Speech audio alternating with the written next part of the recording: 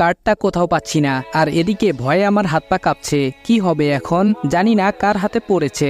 নিচে চলে গেলাম, দেখি ইসি সোফায় বসে ল্যাপটপে কাজ করছে। ওকে দেখে মনে হয় না আমার প্রতি কোনো ইন্টারেস্ট আছে, তাহলে কে নিতে পারে। তখন ওই পকেটে ফোনটা বেজে ওঠে। আমি বললাম হ্যালো। রাতুল বলল স্যার আপনার কার্ডটা ফেলে গেছেন। কথাটা শোনার পর আমার কতটা শান্তি লাগছে বিশ্বাস করেন, বলে বোঝাতে পারবো না। আমি বললাম থ্যাংক গড। রাতুল বলল কি হয়েছে স্যার। আমি বললাম আর বলো না, কার্ডটা না পেয়ে আমি অনেক ভয় পেয়ে গেছিলাম। আচ্ছা যাই হোক বাদ দাও, তোমার কাছে রাখো, পরে নিয়ে নেব। রাতুল বলল আচ্ছা স্যার, বলে ফোনটা কেটে দিয়ে অনেকটা শান্তি পেলাম। তাই ড্রয়িং রুমেই দাঁড়িয়ে স্বস্তির নিঃশ্বাস ফেলছি। তখন ওই ইসি আমার সামনে ওর রুমের দিকে যাচ্ছে, আর আমার দিকে কেমন যেন সন্দেহের চোখে তাকালো। তারপর একটা ডোন্ট কেয়ার ভাব নিয়ে চলে গেল। আমিও ঘুমানোর জন্য চলে গেলাম। পরদিন যথারীতি ঘুম থেকে উঠে যে যার কাজে পৌঁছে গেলাম। কিছুক্ষণ পর রাতুল আর নীরব আমার কেবিনে ঢুকলো। রাতুল বলল স্যার আমরা কিন্তু তৈরি। নীরব বলল হ্যাঁ স্যার। আমি বললাম আচ্ছা ঠিক আছে, আমি রাতে যখন বের হতে বলবো সাথে সাথে বেরিয়ে পড়বে। ওরা একসাথে বলল ওকে স্যার, বলে ওরা চলে গেল। আর আমি আবার মনোযোগ দিলাম কাজে। একটা বিশেষ দরকারে রুমের বাহিরে গেলাম, কাজ শেষে ফিরছি। ফেরার পথে ইসির রুমের দিকে চোখ পড়তে দেখি ও কারোর সাথে কথা বলছে, মনে হচ্ছে বেশ রেগে আছে। তাই আমি আর না দাঁড়িয়ে সোজা চলে এলাম সেখান থেকে। দেখতে দেখতে অনেক রাত হয়ে গেল। আমি তৈরি হয়ে নিলাম বেরোনোর জন্য। ভাবলাম বাহিরে গিয়ে রাতুলকে কল করে বলবো বেরোনোর কথা। আমি বাহিরে বের হতেই ইসির মুখোমুখি হয়ে গেলাম। এত রাতে ও বাইরে কেন? আমি মোচড় কেটে চলে আসতে যাব, ইসি বলল এই দাঁড়ান। আমি বললাম আমাকে বলছেন? ইসি বলল না, এইখানে আরো অনেকে আছে তো ওদের বলছি। আমি বললাম ওহ, কিন্তু আমি তো কাউকে দেখতে পাচ্ছি না, কোথায় তারা? ইসি বলল ভূত, তাই দেখা যায় না। আমি বললাম ওরে বাবা, আপনি ভূতের সাথে কথা বলেন? ইসি বলল জাস্ট শাট আপ। কোথায় যাচ্ছেন আপনি? আমি বললাম কোথাও না তো। ইসি বলল এত রাতে আপনার কাঁধে ব্যাগ, আর বলছেন কোথাও যাচ্ছেন না? আমি বললাম ওহ ব্যাগ, হ্যাঁ তাই তো। ব্যাগ কেন?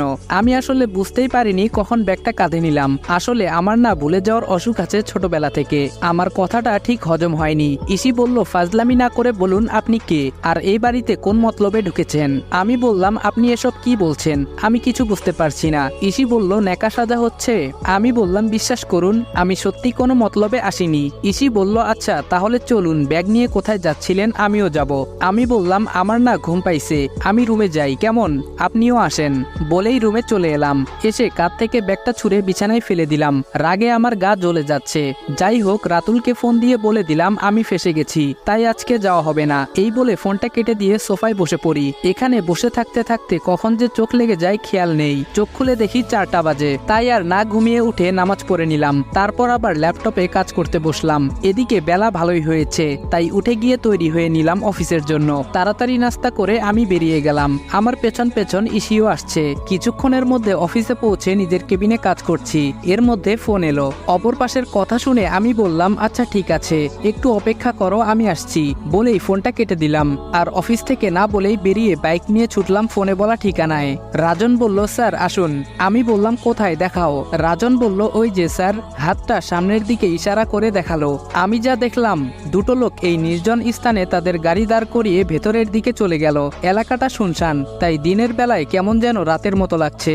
আমরাও লোকগুলোর পেছন পেছন লুকিয়ে যেতে লাগলাম। কিছুটা দূর যেতেই আরো দুজন এগিয়ে এলো, আর আমাদের দেখা প্রথম লোক দুটোর হাতে একটা ব্রিফকেস ধরিয়ে দিল, আর এরা একটা ছোট বক্স দিল। দেখে বোঝাই যাচ্ছে এতে স্মাগলিং এর কিছু আছে, তবে এত ছোট বক্সে কি থাকতে পারে তা বুঝতে পারছি না। যাই হোক লোকগুলো কোথায় যায় দেখতে ইচ্ছে ছিল, তবে তা করা ঠিক হবে না। তাই রাজনকে ইশারা দিয়ে বুঝিয়ে দেই পেছন দিয়ে যাওয়ার জন্য, আর আমি সামনে দিয়ে গিয়ে দুটো লোকের মাথায় বন্দুক ধরলে বাকিগুলো ভরকে যায়। আমি বললাম কি ব্যাপার কাকা, কি চলে? একজন বলল কে তোরা? আমি বললাম তোমার ভাতিজা কাকা, চিনতে পারছো না? অন্যজন বলল কাজটা ঠিক করলি না, আমাদের ছেড়ে দে, না হলে জানে মারা পড়বি। আমি বললাম OMG তাই? বলেই রাজনকে ইশারা করলে সে বাকি লোকগুলোর উপর গুলি চালিয়ে দেয়, আর সাথে সাথেই তারা মাটিতে লুটিয়ে পড়ে। বাকি আছে দুজন, একজনের হাতে টাকার ব্রিফকেস আর অন্যজনের হাতে বাক্সটি। ওদের দুজনকে নিয়ে চলে আসি গন্তব্যে। আচ্ছা করে খাতির যত্ন করার আদেশ দিয়ে আমি আবারও চলে যাই অফিসে। এদিকে বিয়ের আর মাত্র 3 দিন বাকি, তাই সবাই অনেক ব্যস্ত।